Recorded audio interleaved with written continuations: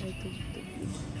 Mas dinadami na ang Breeze Liquid. Sa matinding laro at tubig. Kaya ng Breeze. May panghapon pala na grade, grade 2 ka?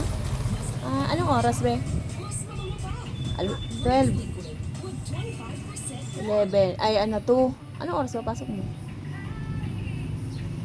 10. 10. Anong oras na?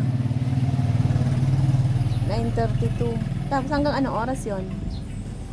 Tapos po, Oo. 3 po. Ano lang? 30 po. Nahatid ka ni papa mo. Mama mo. Nahatid kayo. Tapos po, Si Nathan, anong grade na nun? balik pong grade 3. Balik grade 3. Okay lang, basta pumasok. Para makatapos.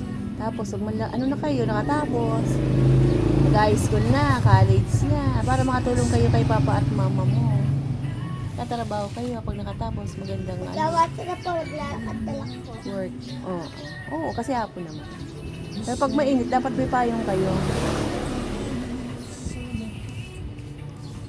Pag nakain yan, lagi inom kayo ng tubig. Wala pang liver.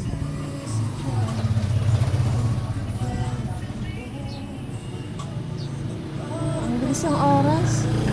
9:30 na pala. Bababagsahatid na ulit ako kay King, kay Prince. Sa school niyo, may nagtitinda pa niyan? Dati lang po. Bakit wala na ngayon? Bakit kaya na?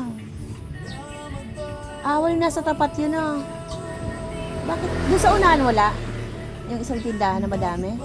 Wala. Bakit kaya?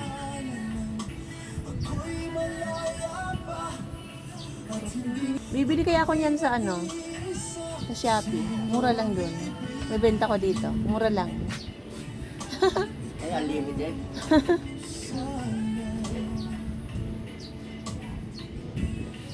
Kala ko sobrang anghang yan. Hindi ako nakain.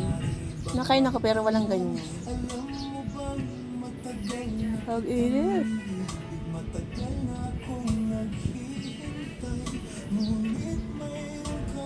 Grade 2 ka na, si Nathan. Grade 3. Yung isa, be. Baka ko pa nga pumabutan. Grade 1 na isa? Ay, hindi. Sino bunso? Yung ba baby girl? Ilan taon na yon? Grade. Si Gwen? Yung bunso. Ah, Dalawa na babae? Dalawang babae yung bunso. Magkasunod na bunso? dalawa po babae, tatlo po lalaki. Buti nga na may nagkakapatid kang babae na.